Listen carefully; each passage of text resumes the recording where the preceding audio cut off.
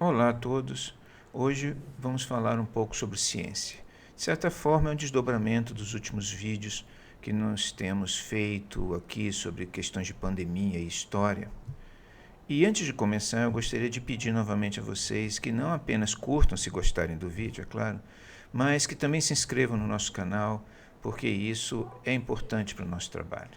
Mas eu digo que isso é uma continuidade, de certa forma, do que nós estávamos discutindo nos últimos vídeos, porque nós falamos muito aqui nos vídeos sobre as relações que os seres humanos estabelecem com as criaturas invisíveis que geralmente o atacam, que há uma grande mudança de enfoque no que diz respeito a esse assunto com o desenvolvimento da microbiologia, principalmente no final do século XIX.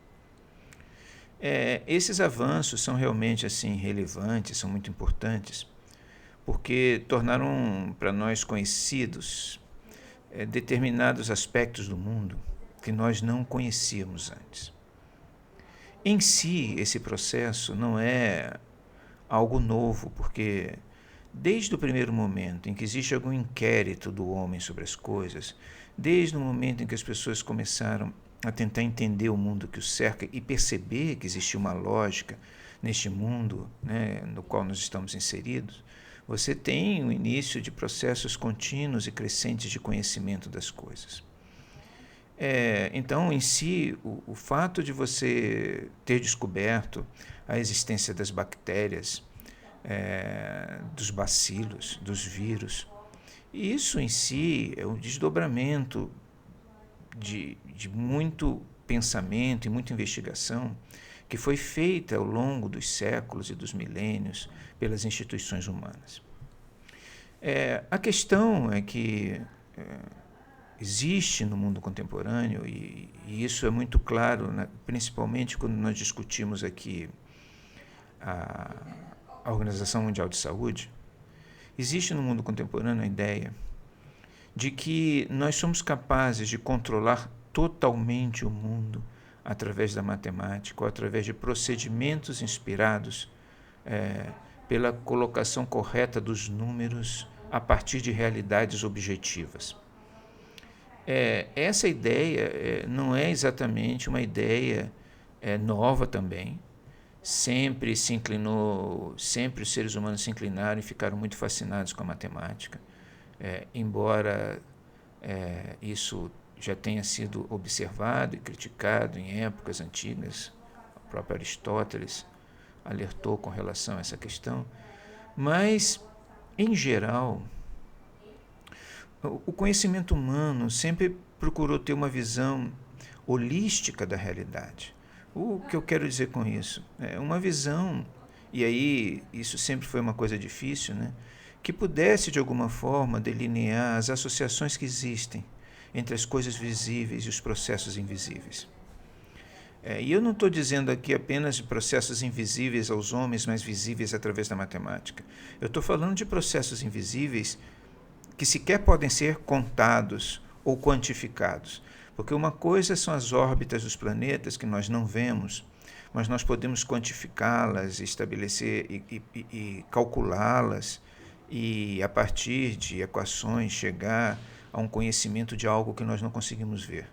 Mas estou falando aqui de subjetividades, de, de elementos que não estão dentro da órbita do visível e sequer do calculável. Essa inclinação dos seres humanos para considerar isso é importante porque sempre se percebeu que, apesar dos números dizerem muitas coisas, os números não dizem tudo. E isso não é uma questão apenas da ciência em si, mas tem muito a ver também com a própria experiência prática das pessoas. Existe uma subjetividade, um mistério na existência, um enigma nas coisas, tal como elas aparecem para nós, que sempre vai nos colocar alguma coisa que está além do conhecido, do visível ou do calculável. Nós sabemos bem que Nicolau Copérnico é muito importante nessa ruptura, porque Copérnico, quando fundou o sistema heliocêntrico, ele ele afirmou que a matemática era capaz de garantir a obtenção de verdades que até então eram desprezadas ou desconsideradas. Essa perspectiva de Copérnico, ela em si, ela não era ruptura, mas ela abriu caminho para uma desqualificação de tudo aquilo que não era matemática, de tudo aquilo que não era observável. O desenvolvimento posterior do sistema heliocêntrico, a história disso é muito interessante, porque nós temos um astrônomo, Tycho Brahe, que, embora concordasse em geral com os cálculos de Copérnico, chegou à conclusão de que, na verdade, a Terra era o centro, o Sol e os planetas é que giravam em torno da Terra. Ele foi mentor, ou tutor, ou inspirador de Kepler, que era um outro astrônomo daquela época, que também tinha muitas preocupações subjetivistas, porque o que Tycho pretendia não era propriamente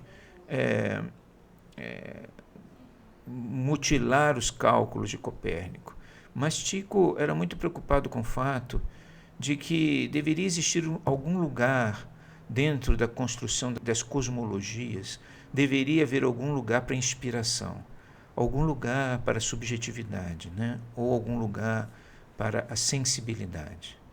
E Kepler era a mesma coisa, né? Ele achava que deveria existir alguma coisa que era e que estava além da matemática, ou que fosse uma matemática tão profunda que refletisse uma harmonia ou um equilíbrio cósmico como ele se dava na mente de Deus. Esses dois astrônomos, mais especialmente Kepler, acabaram, e Kepler é muito dramático nisso, ele acaba cedendo à matemática e consolidando uma tendência de reafirmação do poder dos números sobre qualquer coisa. Não é que isso não seja importante, interessante, porque quanto maior o conhecimento dos números e das relações entre as quantidades, melhor as coisas nesse mundo são construídas e feitas. Mas isso tem muito a ver com o fato de que se criou, e no século XX especialmente, se criou uma certa ilusão de que tudo aquilo que não é visível, de que tudo aquilo que não é quantificável, não deve ser levado em consideração. E isso gerou uma situação tal, gerou um mundo, que é o mundo que nós vivemos, onde tudo acabou sendo resumido à quantidade, onde tudo foi resumido na objetividade. E o devido valor que é dado à subjetividade, que deveria ser dado à subjetividade, ao espírito, nada disso foi adiante, né? É considerado menor, é considerado inabarcável, né? Por qualquer tipo de discurso que pretenda obter legitimidade narrativa. Então, esse tipo de movimento, né, que é de uma hipertrofia de uma determinada visão da ciência, ela é muito prejudicial aos negócios humanos, é muito prejudicial à forma como os seres humanos vivem a vida. Porque, embora os seres humanos sejam visíveis e lidem com coisas visíveis, os seres humanos são pura subjetividade também. Embora os homens sejam matéria, eles também são espírito. Então, desde que esse tipo de pensamento, e eu acho que ele se consolida, independente até muitas vezes de Kepler ou de Copérnico, isso tem a ver com tentativas de manipulação política do conhecimento científico para consolidar ordens sociais e políticas onde a moralidade objetiva não tem lugar, onde só a moralidade subjetiva, onde não existe princípios maiores ordenadores das atitudes humanas. Então eu acho que isso tem muito a ver com isso, né? Com a construção de uma nova ordem menos sutil, uma nova ordem política e social menos espiritual. Mas a consolidação desse tipo de perspectiva constrói uma sociedade onde o espírito não é hegemônico, onde o espírito não é essencial, onde a matéria, o contável, o objetivo é que conta. Não preciso dizer, né, e nem o estrago que isso causa na consciência humana. A sociedade atual, e nos últimos séculos, e principalmente no último século, isso é muito evidente, A sociedade atual é uma sociedade que cultua o mundo e se afasta do espírito. Os antigos jamais abandonaram o mundo, mas eles submetiam as coisas do mundo ao espírito. E por isso a teoria de Copérnico, no princípio, causou muita espécie, porque as pessoas não estavam muito dispostas a abrir mão dessa superioridade do espírito sobre a realidade, ou a superioridade da subjetividade sobre a objetividade. Mas o fato de Copérnico estar certo, e de realmente os planetas girarem em torno do Sol, não significa que se deva abandonar a ideia de que a subjetividade deve superar a objetividade. Pelo contrário, o avanço da matemática no mundo deve nos convidar, longe de abandonar a crença no espírito, esse avanço deve nos convidar para elevar a nossa espiritualidade, para que a subjetividade, o espírito, aquilo que realmente importa, aquilo que está além das coisas do mundo, possa continuar a balizar moral, eticamente, espiritualmente as nossas ações neste mundo. Então a ciência coloca desafios e muitas vezes vemos cientistas tomarem decisões sem considerar subjetividades, sem considerar o espírito, e são decisões geralmente desastrosas, né? Exatamente por isso.